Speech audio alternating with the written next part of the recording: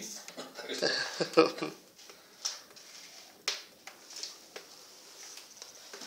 Tak toto natočím, nejaký ho mám pomalý ten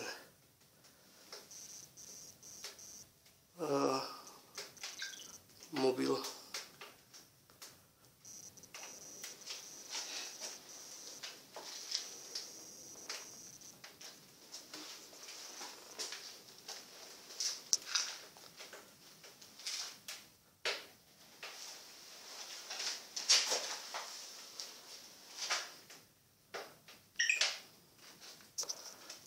Natočím, že je to.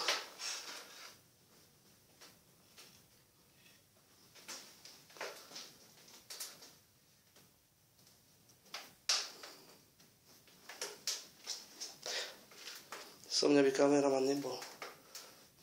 Mne sa ruky teraz sú. Tak. To si iná metody. Zlatá kachliarčina.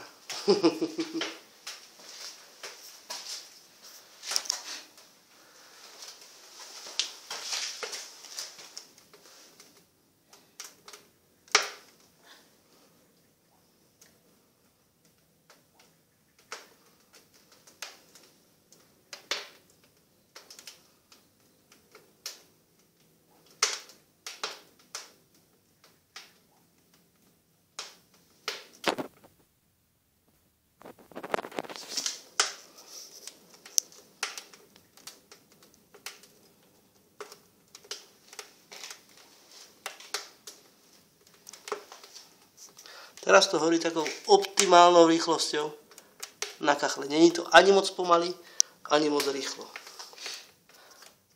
Pretože keď to horí moc pomaly, tak spomalia tí plamene, že nestíhajú dohrievať na vrchu kachle.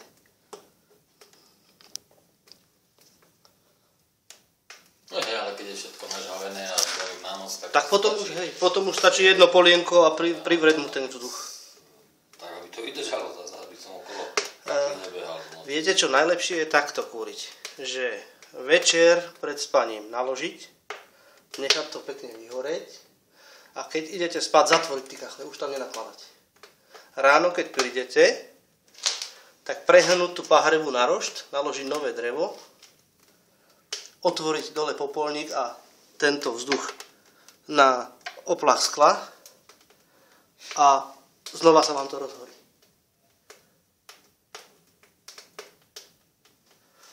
Není dobré v noci kúriť kvôli tomu, že nie je to úplne bezpečné, lebo človek nikdy nevie, čo jak náhodou praskne sklo alebo niečo.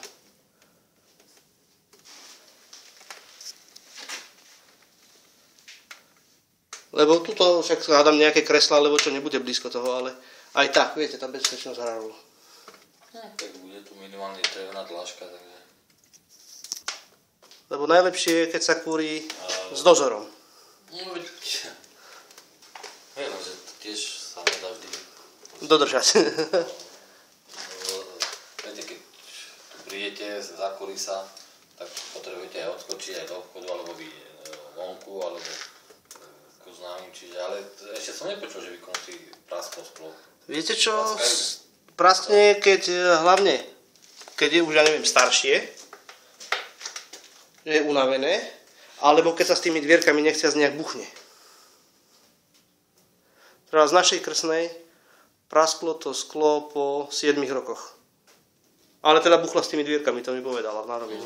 Tak dobre, to sa stalo vtedy, keď nejakým spôsobom to ovplyvnilo, ale hádam, keď je to v poriadku a človek si nemanipuluje, je to uzavreté, že by to nemalo žhaviť, tak hádam. Ináč do ohniska je najlepšie ísť, až keď je tam už len uhlíky prikladať. Lebo zbytočné je prikladať teraz. Lebo ohnisko je ešte stále plné. No je, no. Keď už sú tam vlastne pahreba, keď tam zostane v tom.